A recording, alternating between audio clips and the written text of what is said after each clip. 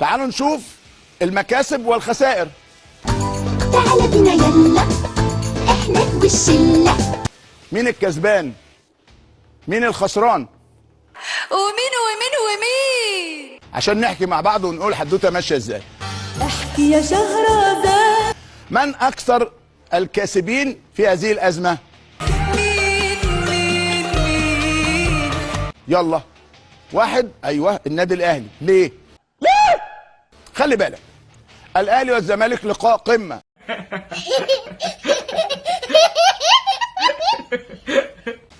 وبالتالي من حقه او من مصلحته انه يعطل مسيره النادي الاهلي. يا سلام، سلم على مخك البلالان يا بحر العلم يا ترعه المفهوميه. فالنادي الاهلي هديه من السماء انه دون لعب دون عناء فاز ب3 نقاط غاليه. مبروك 2-0 كمان. نمرة 2 انه لعبته بدل ما تلعب الثلاث وبعدين تلعب الجمعة، انت من عند الله رحت قلت له لا خليك مرتاح. يا كرم يا كرم احبك. ما انا كمان بحبك.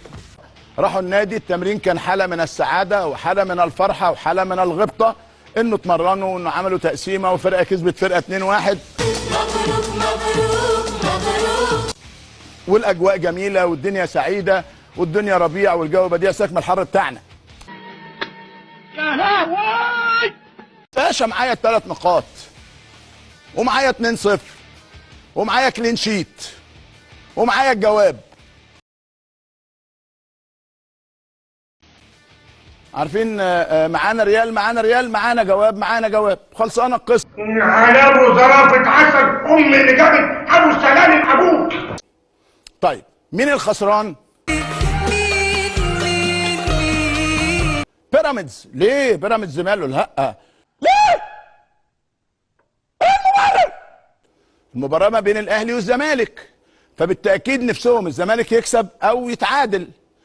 اللي بيقول لك عنده مكاسب يقول لك ان احنا هنا عملنا وقفه. يا راجل كبر مخك. انه الدنيا كده لا مش هتمشي زي الاول، انه هيبقى في نظام وهيبقى في انضباط وهيبقى في جدول دوري موتوسيكلات وعجل واجهزه كمبيوتر ووجبه من الكانتين اللي مش عاوزين تقربوا له ابدا وترابيزات بلياردو وبنج. هيبقى في ناس مسؤوله بتدير بشكل فيه احتراف. لا شيء. ولن نسمح مجددا بانه الدوري يتعمل بالشكل ده وانه البطوله تتعمل بالشكل ده وان المباريات على المزاج. ولن اتنحنح ولن اتزحزح ولن اعوج ابدا. انا كسبت جمهوري، ده برضو بعض الاراء داخل نادي الزمالك. انا كسبت جمهوري. انا دلوقتي ارضيت شريحه كبيره جدا من جماهيري باني لبيت رغبتها. والله ما في زملكاوي فاهم كوره. وبالتالي خلاص، لانه لما طلع الكلام ان الزمالك هيلعب المباراه حصل انفجار سوشيالي ميدياوي. ما تتعبش قلبك، مش في كل الاوقات الناس راضيه عليك ولا راضيه على قرارك.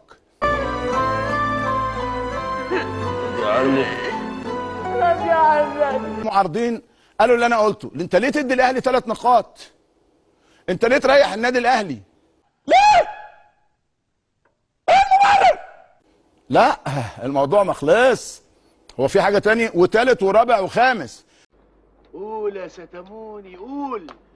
لان انت عندك مباراه سيراميكا اللي جايه، هل يستمر الزمالك في الانسحاب؟ What is the question?